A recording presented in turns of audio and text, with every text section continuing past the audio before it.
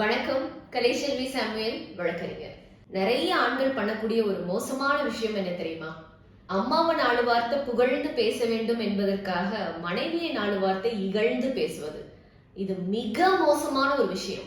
நான் கோபத்துல பேசும்போது வர வார்த்தைகளை பத்தி நான் இங்க குறிப்பிடவே இல்லை. நிறைய வீடுகள்ல இயல்பா பேசும்போதே இந்த மாதிரி நடக்குது. உடனே கணவன்கள் கேட்பீங்க, மனைவி மட்டும் அவங்க அப்பாவை பிரைஸ் பண்ணி பேசுறது இல்லையான்னு. அங்கதான் வரேன். பெரும்பாலும் எந்த மனைவிகளும் அவங்களோட அம்மா அப்பா முன்னாடி அவங்கள பிரைஸ் பண்ணணுங்கிறதுக்காக கணவனை இகழ்ந்து பேசுறது இல்ல. அதையும் நீங்க ஒத்துக்கணும். அப்போ இந்த ஃபேமிலி சிஸ்டம்ல ஒரு பெண் ஆணிடம் எதிர்பார்க்கிறது ப்ரொடெக்ஷன், கேர், இதெல்லாம் தான். அதனாலதான் அடிக்கடி நீ எங்க அப்பா மாதிரி என்ன பாத்துக்கிறது இல்லைன்னு அப்பா புராணம் பாடுவாங்க. அதாவது அவர்கள் எதிர்பார்க்கும் love and affection is possible through protection. So குடும்பத்துக்குள்ள அது இருந்துட்டாலே ஆட்டோமேட்டிக்கா உங்க மனைவிக்கு உங்க மேல ட்ரஸ்ட் வந்துடும். சோ லவ், ட்ரஸ்ட், ரெஸ்பெக்ட் எல்லாம் ஒன்றோடு ஒன்று சேர்ந்ததுதான். சரி, ப்ரொடெக்ஷன்னா என்ன? நல்ல இரும்பு கம்பியில கேட் போட்டு சிசிடிவி கேமரா எல்லாம் வச்சு பாதுகாப்பா வச்சுக்கிறதா? இல்ல. அம்மா வீட்டுக்கு போகணும்னு சொன்னியே, ஆட்டோ ஏறி பத்திரமா வீட்டுக்கு போயிட்டியா, இல்ல நான் கொண்டு போய் விடட்டுமா? மனைவி யாராவது குறை சொன்னாலும் அவ அப்படி எல்லாம் இல்லங்க, நான் பாத்துக்கிறேன் அப்படின்னு சப்போர்ட் பண்றது, உனக்கு ஒண்ணுன்னா நான் இருக்கேன்னு வந்து நிக்கிறது, இதெல்லாம் தான் மனைவிகள் எதிர்பார்க்கிற ப்ரொடெக்ஷன். பட் ஆண்கள் எதிர்பார்க்கிறது என்னன்னா, பெரும்பாலும் எந்த ஆண்களும் நான் ஆட்டோ ஏறிட்டேன் வீட்டுக்கு போய் சேர்ந்துட்டியான்னு என்ன ஒரு வார்த்தை போன் பண்ணி கேட்டியா, இல்ல என்ன கார்ல டிராப் பண்ணியான்னு எந்த ஆண்களும் எதிர்பார்க்கறது இல்ல. அவங்க எதிர்பார்க்கிறது என்னன்னா கரிசனையா பேசுறது. முதல்ல வார்த்தைகள், முகபாவனைகள் தான், செயல்கள் எல்லாம் ரெண்டாவது தான். அதனாலதான் ஆண்கள் எப்போதும் அம்மாவோட பெட்டாவே இருப்பாங்க, எஸ்பெஷலி மேரேஜுக்கு அப்புறம். ஏன்னா அம்மா மனைவி மாதிரி யூடியூப் எல்லாம் பார்த்து வெரைட்டியா சமைக்கணும்னு அவசியமே இல்லை. அம்மா வைக்கிற ஒரு சாம்பார், ரசம் இருந்தா போதும்.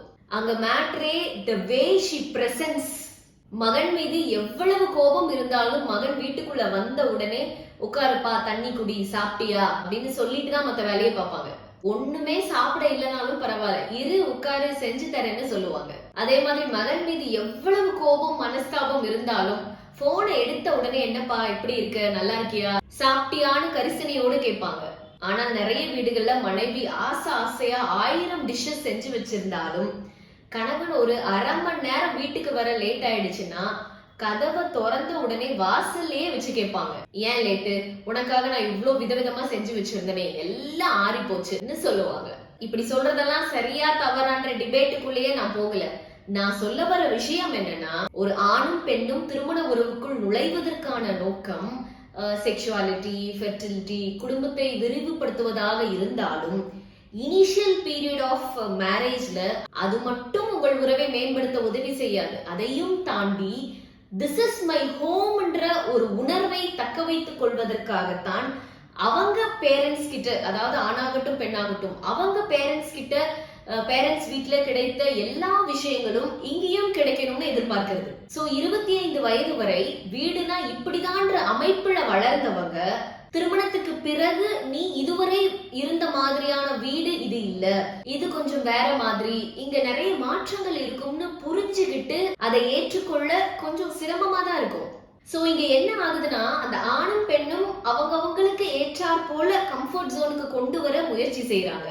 மனைவி அவங்க வீட்டுல இருந்த மாதிரியான கம்ஃபர்ட் ஜோனை கொண்டு வர முயற்சிப்பாங்க. கணவன் மனைவி வருகைக்கு முன்னாடி அந்த வீட்டுல அவருக்கு இருந்த கம்ஃபர்ட் ஜோனை அப்படியே மெயின்டைன் பண்ணணும்னு முயற்சிப்பாரு. இதுல தவறுன்னு சொல்றதுக்கு ஒண்ணுமே இல்ல. பட் ஃபைனலி 2 பேரும் சேர்ந்து புது விஷயங்கள், புது மாற்றங்கள், புது பழக்க வழக்கங்கள் நிறைந்த, இருவருக்கும் சேர்ந்து கம்ஃபர்ட் ஜோன் கொடுக்கக்கூடிய ஒரு சூழலை நோக்கி நகர்றாங்கன்ற புரிதல் இருந்துட்டா போதும். சோ புது விஷயங்கள் பழகிற வரைக்கும் கொஞ்சம் கஷ்டமா தான் இருக்கும். So matrimonial relationship leads us to establish a new home setup which gives comfort to both husband and wife. Appo an expectation of a woman in a marital relationship and an expectation of a man in a marital relationship varies. So இங்க பிரச்சனையே நம்ம திருமணத்துக்கு முன்னாடி இருந்த home செட்டப்ப திருமணத்துக்கு பிறகு இந்த newly established home செட்டப்போடு compare பண்ணும்போது தான் பிரச்சனையே. ஃபார் எக்ஸாம்பிள், நீங்க புதுசா ஒரு வீடு கட்டியிருக்கீங்க. முன்ன இருந்த வீட்டை விட பார்த்து பெருசா, கிராண்டா, எல்லா சௌகரியத்தோடும் ஒரு வீடு கட்டியிருக்கீங்க. ஆப்வியஸ்லி புது வீடு ஒரு புத்துணர்ச்சியை தரும். அட் த சேம் டைம் பழைய வீடு ஒரு சின்ன வீடு, அங்க சோஃபால உட்கார்ந்து இருந்தா பக்கத்துலயே டைனிங் டேபிள் இருக்கும், அப்படியே சாப்பாடு போட்டுட்டு ஹால்லயே உட்கார்ந்து சோஃபாலயே உட்கார்ந்து டிவி பார்த்துட்டே சாப்பிடலாம். பட் புது வீட்ல அப்படி பண்ண முடியாது. ஏன்னா அது பெரிய வீடாச்சு. அங்க சாப்பிடணும்னா ஹால்ல சோஃபால இருந்து எழுந்து போய் டைனிங் ஏரியால ஒண்ணு அங்க உட்கார்ந்து சாப்பிடணும், இல்ல அங்க இருந்து சாப்பாடு போட்டுட்டு வந்து ஹால்ல சோஃபால உட்கார்ந்து சாப்பிடணும்.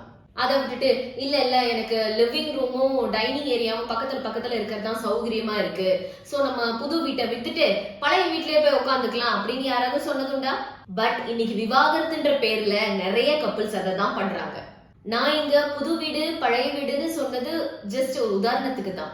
So once you established a new home setup through matrimonial relationship, please wait until you get adapted. Thank you.